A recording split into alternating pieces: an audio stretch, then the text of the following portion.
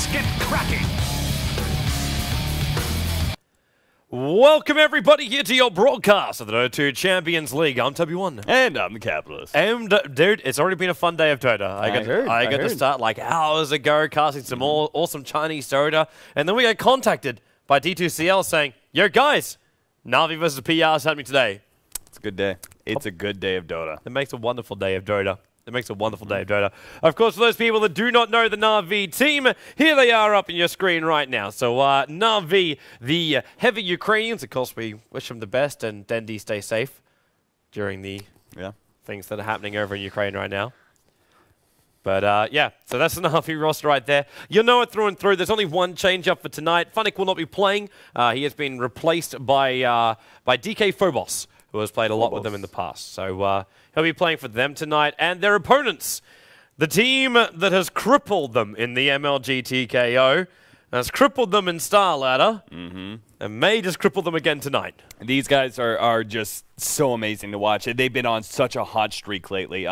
They haven't had perfect winning records of late, but they have been trading teams 1-for-1 in a lot of these two-game series that they've been facing up against. They've been taking down a lot of the top-tier teams. So I expect a lot. In fact, I would almost give Power Rangers an edge, seeing as how well they're doing right now and how Na'Vi have been looking a little bit more lackluster of late. Yeah, Na'Vi have kind of been, I'm not going to say predictable, I'm not going to be saying playing bad, they just have been playing great. Like, most people say, hey, Na'Vi, like, their teamwork, their timing is 100% perfect. There's been some weird decisions. I think the biggest one, which is etched into my memory, is like Funnick TPing into the middle of Cogs as a Nature's Prophet just to die during the middle of like two heroes who already just wanted to bail out from that fight. So, yeah, there's definitely some problems happening right now inside of Na'Vi, but it's nothing new. It's really nothing new. But Power Rangers, it's the mid-season slump that they always seem to go into. Yeah, yeah. Or the like the end-season slump, or the early-season slump, which they also go into. And then there's some spikes somewhere in there that it's just like, hey, we're a good team. The Power Rangers, yeah, they're looking a lot more consistent of late, and especially up against these top teams. So we're taking a very long time during the draft, by the way, just to start it off. Of course, of course. This is standard for Power Rangers. In fact, look for it. I'm not sure if you've gotten the chance to cast one of their games like this, but have you seen the Vengeful Spirit aggressive tri-lane that they've been running? Actually, I think I did. I got China through my head right now, man. Yeah, I understand. I've been casting it non-stop. When you switch regions, it's like all of a sudden you're looking at a completely different draft. It's just like, where's our Batrider as the first pickup? Yeah. Where's the Batrider as the first ban? What's going on here? SK, he's meant to be core now. Yeah, all these things are in my head right now. But yeah, man, with a VS in there, it looks like Na'Vi's not going to stand for it. We got Dazzle straight up. If you're ever looking for a jump in straight away, initiate at the start of the game, Dazzle is the man to shut it down. Yeah, he really is. He's been rising as a support hero a lot lately, and it's because of his he's had some small buffs here and there. Weave is actually a much more viable skill now, especially in team fights. Now that it's actually the way it scales, being able to increase that armor faster actually makes it a much more viable ability. But also the fact that now, I mean, Shallow Grave, just the meta being so aggressive right now, Shallow Grave is actually such a potent ability. Poison Touch being a little bit more useful as a laning skill as well has also increased his viability as a support hero. Luna comes up as the second one. Stockholm standard as far as Na'Vi goes, and Power Rangers now grab their initiator. We get Storm Spirit, and we get but the boys in blue, basically lining up right now for Power Rangers. I also want to let people know too, Dailymotion, I believe as of today, should have already fixed their ads running during the game. So I believe the problem has been fixed. If you get it, tweet me over at TobiWan Dota and let us know. We, of course, will also be using that Twitter, and we'll be using Dota Capitalist Twitter also this evening. And I believe we've actually already given away 10 rare items for those who were fast enough for it over on the Join Dota Facebook page. So if you were there fast enough and you do follow that page, obviously you had an advantage. But tonight, we're going to randomly put Like, it'll either be on... you just go follow all of our stuff, whether it's if our Facebooks, go follow Toby's Facebook, go follow mine. I'm gonna make a forum. I'm gonna make a forum post. I'm gonna make a forum post on Join Dota. Go scour the Join Dota forums. It's out there. The rares are out there somewhere. Yeah. While you're also going out there, head to d2cl.org.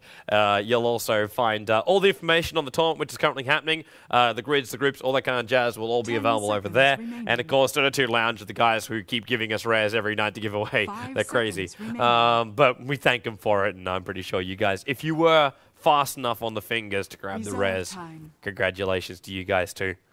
So let's get back to our draft now. Yep. VS being banned out, so it looks like you won't get your tri lane for that up on the top lane. Limestill also finding his way into the ban pool. Probably very concerned about that combination into the Luna. Yeah, I'm kind of sad about this, just because I wanted to be able to see the way that Na'Vi try and combat the Vengeful Spirit tri-lane, but apparently they just don't even want to deal with it. And it is very, very powerful. The way Power Rangers have been running it of late, it almost feels like they have adjusted that whole strategy to its utmost perfection, and that the fact that they've been able to deal with so many different strategies. Now, oh, that was a fast pickup, too. They grabbed Na'Vi, grabbed the big initiator puck, being able to allow you to set up really, really good team fights, and instantly they grabbed the disruptor, which is a huge counter to him. This is one of these things that Power Rangers, when they come in, like you said, like no hesitation whatsoever. It's like they already know what they want. They already know how they want to do their lanes. The bans aren't going to really affect them. The picks, they're probably already... Like, Na'Vi's very predictable in their laning. You know where they're going to put and what they're going to put up. A Storm Spirit, like, Puppy is one of these guys where you got to give him a lot of credit, where he's able to do mind games when he's really focused on what he wants to do. But matches like this, Puppy just goes through it and goes, okay, you pick this, I logically pick this. This is the way of things. This is the way the world works. This is the way Puppy's mind works. So, you grab this... My counter is this. You grab this, my counter is this. Where Power Rangers come in and go, this is our tri lane, this is our mid lane, this is our off lane. We ban this at this point, and he's going to do that. And that's the problem. This is the reason why Power Rangers can knock over teams like Alliance and Na'Vi over and over again, is because they know what they're going to do. Because Na'Vi and Alliance play so many games, their strategies are just so exposed that you can't come up with new funky ones every single time. It follows a logical course. Yeah, there are teams who, the way I kind of classify it is that there are teams who pick according to enemy picks, and there are teams who pick according to enemy bans. So Power Rangers is one of those who pick according to enemy bans. If they ban out one of the heroes that is normally picked up for their strategy, for example, Vengeful Spirit here, right? Power Rangers still address their own strategy and how they're going to rotate their heroes around according to that, instead of trying to counter what Na'Vi are picking. They're always a team that will adapt to whatever strategy they run up against, but they usually just focus on their own pickups. And now you could see this. The Elder Titan pickup, right? We've got this sort of very, very strong team fight lineup, but what I really like about this is the Disruptor early pickup. Now, I've always classified Disruptor as a poor laning support. However, the Ancient Apparition actually gives you a lot more power with the Disruptor because Kinetic Field. And wow, I was going to tell you, Toby, I was going to be like, oh yeah, Toby, if you're going to be waiting for a sniper pickup, you know, I think you're going to be waiting all day. But the West are seeing it. This is something which I discussed at length with Loader the other day, because he's like a big sniper fan, but he still cannot justify it enough in the lane. And this is something where I said, like, it's not even a justifiable lane, because look towards the middle lane right now. Like, you could justify it straight from the fact that you get 2 points up in your range, and that's basically all you really need. And he can zone out the puck. You don't have to worry about orbs, because now you're even further away, you'll see it coming towards you. But what happens is when you have an ET rotate like Cheshire Cat, he'll come into the middle lane, he'll put down the Spirit, and with Spirit on top of a hero, you are dead. Yeah, assassinate, man. And the upside would actually be, like, yeah, assassination is one way to do it, but as was proved by CIS, by LGDCN. CIS did use the assassination a little bit more, but if you watch the LGDCN game with their mid-solo, it was actually just a straight attack. They never even use assassination. So if you can bait out the phase shift very early on, then yeah, go for the assassination. But at all of the times, just keep hitting in. that you don't need to worry about anything else. You just like force him out of the lane, and the further puck goes back, you can't rely on just bottling every single time. Also, AA, confidence. Props for it, but still. Okay, they're checking Roshan just in case. But it's yeah, it's a horrible lane to play up against. And it's also one of these things too that I want to see his transition in, because one major thing which is missing from PR is tower pushing potential. And that's where Sniper is meant to be kicking. He's meant to have something like a Pugner or something like that that helps force out the towers. Because he's got to basically go in early Wraith Band, picks up his bottle, goes in for Treads, and then goes in for a Yasha Desolator. But the Deso takes a large ingestion of money. And to do that, you need to bring down the Tier 1 towers. Yeah, that's always been a problem with Sniper, is that he is very, very easy to gank in lane oftentimes. He's very squishy, has no escape mechanism, etc., etc. He's also not a very fast hero when it comes to early mobility. But also the fact going into the mid game, he's very, very susceptible to initiation. So once Blink Daggers start coming online, Sniper is very, very weak. However, I think one of the big pickups about Sniper right now is the fact that we're oftentimes getting very, very greedy with our supports nowadays. We're getting supports that are often more mid-game aggressive, which allows you to have that opportunity to sit in middle as a Sniper and not have to worry about rotations. Look at Na'Vi. What are they going to do to try and gank up a Sniper? Throw a Dazzle Visage? Like, those are two slows that are okay, but you don't really have a strong initiating factor there. No, you're 100% right, man. Now V also, like, they want to weight this up. They want to find their level 6s. Their upside is they'll get the space to do so. The downside is it's also exactly what PR want. They want a passive early game here. Moon versus Dandy. I want to watch this CS so damn closely, because right now I'm not impressed with what Sniper's been able to pick up. He's a 1 for 4 up against Dendy. Dendy is still like staying on top of him. He's 7-2. These guys aren't actually lasting anything. They're denying everything. I don't know how they managed to pick up more more denies than last hits, but this is actually pretty hilarious to watch. But yeah, Moon should have a pretty good. The problem is that Sniper has actually a really low attack damage compared to Puck, especially if you go for an early Null Talisman. But of course, Sniper has the best attack animation. So it's actually not a easy last hitting fest for Sniper, especially against a really good player like Dendy, who's really going to be abusing that extra bit of damage he has. Yep. Rotation into mid from Puppy. He's willing to zone Moon out. I think Denny's done a bit. I seen an SOS call saying, "Yo, guys, like, while our fun denial here in the middle lane is like entertaining to both of us, Denny needs space to get these last hits. His Blink Dagger being slowed down is so much more of a problem than Moon not finding his early farm.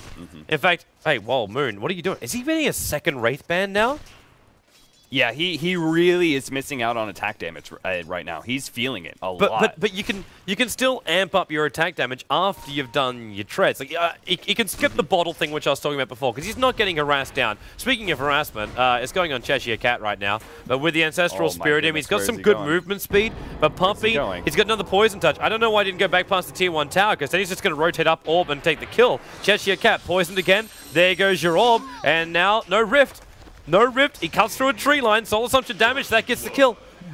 Why did he go past the Tier 1? You know, when you're dealing with double slow supports, the shortest route to the tower is the best. Like, I don't know what he was thinking there, because Grave Chill and Poison Touch really good in those long chases, allows them to get on a lot of auto attacks. So I have no idea what Cheshire He wasn't blocked off either. It was like it was rather open for him to get in. Yeah. I also want to point out Power Rangers and their really, really early wards that are both meant to protect Sniper. Now, this ward over here actually helps out quite a bit the Elder Titan as well, but the biggest thing is just controlling those supports, looking at where they're going, because both Elder Titan and Sniper are very, very susceptible to ganks, even against you know, double slows. We're not talking about the earliest level 1, level 2 ganking heroes, but there's still enough to be a threat, and Power Rangers realize this, and they get up basically some really, really good vision, aggressive vision that will see any sort of support rotations, and if they smoke up, they'll see the lack of supports in lane. You might want to have a look down towards the Ancient stack, because that's pretty beefy right now. By the way, also, want to watch Moon's build, because this is something which is different. Like, the two snipers which I watched were almost identical. Almost identical. It was a 2 points range, and it was only 1 point headshot. Then it was 2 points up into the shrapnel, ultimate, and then the 3rd point up in take aim, and then shrapnel maxed. That was the build from him. But Moon is playing this very, very differently. Because this was another fault which Loda was bringing up. It's like, it's too reliant on his random generator for Sniper to be very successful. But if you just remove that factor and say, it's all about the range, it's all about the control in the lane, then it doesn't matter anymore. Like, if his random generator works now, then it's like, hey, yay for Moon, but the chance doesn't increase. It's always 40%. And the increase in damage, I suppose it's nice for the first level. It's huge. It's huge. If you get it all the way maxed out, an extra 90 damage is pretty crazy. Yeah. But if you don't get the chances, then it's not really worth it anymore. The one thing, I didn't watch all of the Sniper games, so I maybe missed out, but were there any point in time, was it a Sniper versus a Puck? No. Because that's a very important part of this matchup here. We had Sniper versus OD and Sniper versus... not coming to mind. Yeah, that was okay. So this is why I feel that Moon is probably making this bit of a difference in his build compared to previous snipers, is that Puck is a hero who can burst down Sniper by himself. The moment he picks up that level 6, he's actually very, very dangerous solo up against that Sniper. But Sniper, what he's doing here is really abusing that buff to his range and just sitting so far back. Puck is also very, very squishy, so being able to throw in those occasional pot shots against Dendi is actually very, very harassive and is going to put Dendi on the defensive and not make him feel comfortable about trying to move forward and trying to get that coil in. I'm trying to look it up right now to find out what's going on. Are they going to try and glimpse? Nope. There's a level 2 glimpse, and he could have just reached Dendi, but Dendi's now going to grab not only a full bottle worth of charges out, but he's also going to take the regeneration rune from top lane. Try and make the most out of it by dropping absolutely everything first. And Puppy's here to put out a nice aggressive ward. Okay, so Na'Vi are now considering looking at the tier 1 tower and bringing it down. You wouldn't put that ward down unless that's what you were looking to get.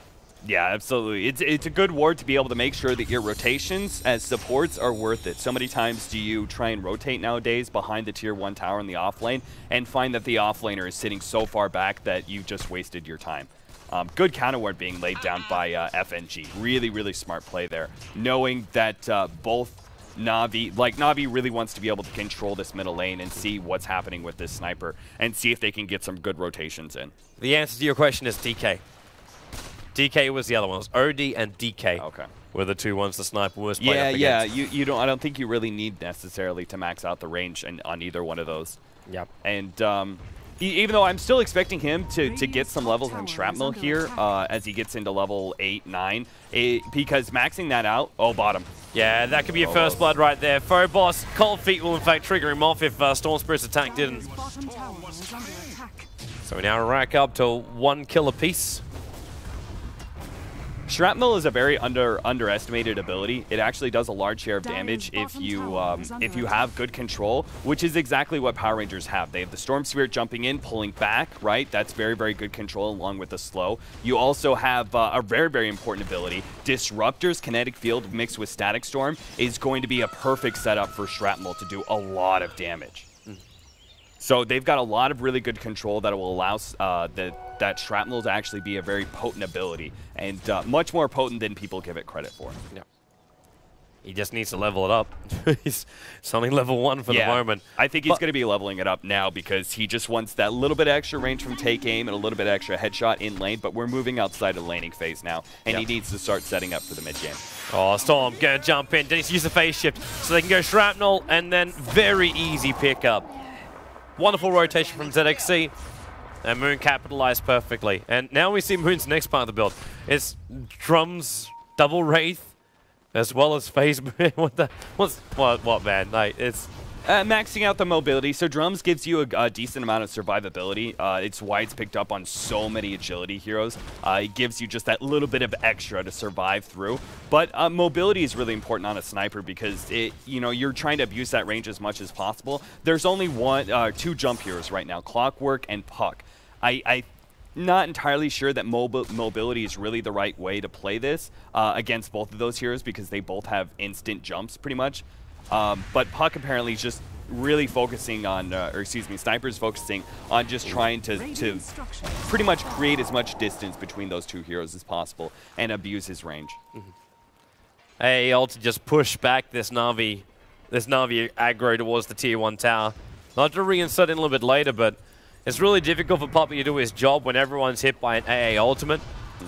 Can't heal everybody up. Wants to try and use his heal to also push out the creep wave, but it's been a real rough run for Na'Vi up on this top lane. But they're going to come in and try and finish the job. There's a TP coming in from the Disruptor at least. So they'll look to try and slow down Na'Vi. Hilarious thing is too, okay, secondary TP, Cheshire Cat, AA ulti. The wall goes up and Poppy is trapped here. Actually, he was just far enough down he didn't get hit by this. We'll just trigger up the Shallow Grave to try and battle up against FNG. I don't know if he's got enough damage to finish this job. Nope, he does. But at the same time, the Luna died at the back end. Storm Spirit just jumped straight over the top of him. But at least Poppy is able to man mode it up. Downside is, well, Disruptor killed off the Luna. I'm guessing that was the Thunderclap being used for that. Double damage. He doesn't still have a jump in. He's waiting for the treads to arrive. But he does see Cheshire Cat move up north. Yeah. And that's his potential kill. Dream Call's available. You'll have a crack. Yep, so that should be an easy kill unless Cheshire Cat teleports out. He can't. 22 seconds on cooldown. Yeah, he's probably dead here. Dendy's got to look, though. Oh, Dendy. Because he didn't see... Hang on. The ward should have seen it. He saw him go up a certain amount, but he doesn't know where he went from there. So he might presume that he teleported out or something. But this could just be another, like, AA ulti up to top lane, because you got Nurse Splitter now available as well for Elder Titan. Yeah. But now, Havors, though, is still having a very good time. No matter what, really, we can talk about here. He just popped the Soul Ring, so he's about to Spirit, and he's TPing back. So it actually lets the Spirit run back through the creep wave if he wants to. Yeah, Havors has a lot of fun. And with this Ancient stack that still hasn't been claimed, like it's been Sentry warded up so they can't make it any bigger. But no one from PR can go in there and fish it off. Dendy, he's in trouble. Oh, he tried the assassination. He phase shifted and evades everything.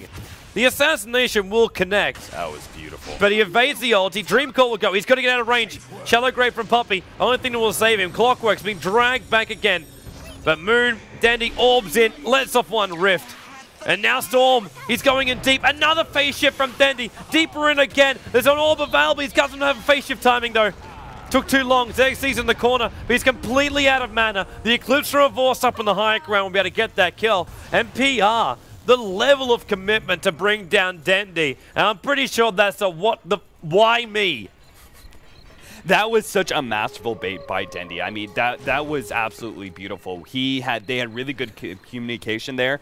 The fact that Doubtful was coming in, Puck moves forward, baiting the sniper into going, oh, I can go forward and try and get that kill. Masterful play. And that was really good trust in the Shallow Grave that was going to be coming up. So even though he died, Dendy definitely made Power Rangers pay for it every step of the way. So really well done there. Mass teleports bottom, though. Yeah, they're coming from both Na'Vi as well as PR, and they're already starting over on Phobos. And there is assassination dragging him back. They'll hit pretty hard on Phobos. He may as well just turn and hook shot into him. In fact, that's exactly what he does. Hit on Moon, Poppy poisons him up, but the weave's also beginning, so getting a kill there is difficult. And the Ancient Apparition ulti also already connecting. Man, Denny couldn't heal up. He's got bottle charges available, but the Clockwork ends up shattering from it all. Yeah, that is one thing. Shallow Grave, not going to save you from that Ancient Apparition ultimate. So in that way, Dendy. It's a good counter. They're coming in again. Dream Call, Orb, Silence. The Saturn Blast gave him the bonus damage to finish the job. And it's just Dendy down here on the bottom lane. The Familiar Birds come in just to make sure there's no rotations and the stun's there. But Na'Vi's coordination is really working a lot better than it has in the past. Kuro is really helping out Puppy. Helping him out. It's like that's even Havors' Sata. That was the pulling Sata that's being used from the helm of the Dominator. But Kuro's backing up his teammates. I think Na'Vi have actually learned how to play a game in D2CL. Which is actually hilarious because I was looking at the results too. They're 3-for-0 in the D2CL. Like TKO, they're almost eliminated. They've been struggling in other matches as well. But they're undefeated in the D2CL. See, now, okay, this is something that Power Rangers we didn't get to talk about yet, but the Storm Spirit in a carry position, really smart idea, because the Puck versus Storm Spirit matchup, Puck is sometimes a counter, gets an early Blink Dagger, shuts down Storm Spirit before he gets an Orchid. But look what they did. They just picked up an Orchid 14 minutes in. Dendy might be having a good time so far, but he's about to just get dumped on. Orcust, it's actually over on a Vorst right now. Familiar dropdown's going to buy in the space. The shallow grave. The Aeonic hits so hard. All over Na'Vi. Triple kill for J4. And Dendy's also very, very low. They're glimpsing him back. He's going to be part of this fight again. No matter what, Na'Vi get wiped. I was praising him. And PR just slapped that praise all over Na'Vi. And then we'll take a tier 1 tower to boot. What a fight. What an ultimate from that AA. He's just chilling on bottom lane. He doesn't care. This is the beauty about the lanes. The Sniper does really well versus Puck in lane, but suffers in the mid game. Storm Spirit the exact opposite. Suffers in lane, but is really good in the mid game. So they prioritize their lanes really, really well, where prioritizing the Storm Spirit's farm, getting up that Orchid. Now Na'Vi are really, really threatened, and we still don't have a Blink Dagger up for Dendy. I mean, he was going kind of crazy, getting a bunch of kills left and right. Still has not able to pick that up yet. And that's just going to continue. He's going to have to play it either really, really passive, or Na'Vi are going to have to smoke up and get a lot of good pickoffs for him to get that Blink Dagger, because Storm Spirit, you know he's going to be hunting down that Puck every step of the way. Yeah. Shut down the Puck, shut down your initiation. Clockwork does still have hook shot, but Phobos is also being nerfed up. And Avorst, now finally he'll come in and take this sack. This is much needed gold to propel him to a BKB. And then at least he doesn't have to worry too much about the control coming out from PR. Because Dwarven Sniper, this is the big upside. Actually, then again, I'm going to check what's coming on the Courier. Okay, he is now going to build into the Yasha. Yep. He doesn't have the Desolator yet. It's not the scary intimidation damage coming out from the Dwarven Sniper that's going to make a Volts go, BKB's not going to help me enough. I need to get a heart or something along these lines. So that is his upside right now. Hey, ulti. Oh, Vorst. He has to back up. Like, that's how it's helping with the regen. Oh, Storm! Yeah! He just jumped all the way across the Roche pit. Really well done by Power Rangers checking that. That was just beautiful. Now they're going to steal so much of that farm. That was needed farm. He had to have that BKB. It's all the big ones too. Yeah. This is going to prolong the period of time where Storm Spirit's jump in is going to control the team fights. Once Luna has BKB, she has enough survivability and then has the turn, because Orchid, she'll be able to dodge that damage, that extra bit of damage with the BKB. But now this sort of lengthens that period of time where Storm Spirit is going to be able to jump in, it will be so effective that it will clear a lot of room for Moon to sit in the back and just get off those big pot shots. And with that to happen, Na'Vi's lines will just crumble, because there won't be a line, there'll be chaos behind it all. And Na'Vi's coming down to the bottom lane to try and defend this. But Power Rangers, they're still looking so good. Moon can sit out of range of the tier 2 tower and just attack it. He's got no problem with that, because the creep wave was there beforehand. There's the regeneration. There's a loser beam coming in. Clockwork. Watch him get glimpsed straight back out again. The cogs will go down, but his battery assault's removed. And that wall and ulti is holding a Vorst in position. Hey, ulti will hit 2. A Vorst will go down. And Puppy, never a shallow grave, never a weep. There just wasn't anything left. FNG, well, at least will be one collateral kill, but Moon headshotting it up. Sees the familiars for a little bit, but 4 heroes lost for Na'Vi. They are rolling through this. It's 4-0-5 on the Ancient Apparition, who, by the way, was in middle lane when he helped out with all of that. But they're just... There is no way for Na'Vi to really fight against this all the time. And they're getting caught out. If we can, we should really look at the replay there, because that was a masterful set by Power Rangers. Okay, well, still.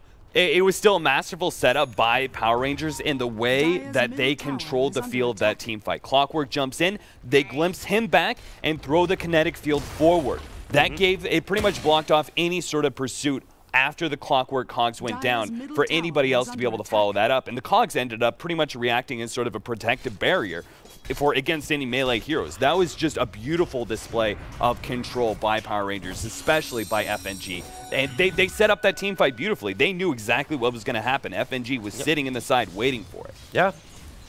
Do we say the word predictable again? We're talking about during the draft, but even the way Na'Vi jump in, like, you know what's got to happen. It's got to be the Clockwork putting himself at risk when he goes in. And then Avos has to be really close behind, so he's able to capitalize on that initiation before a response can come from PR. But they saw that was going to be the plan, and they had the response already pre-prepared.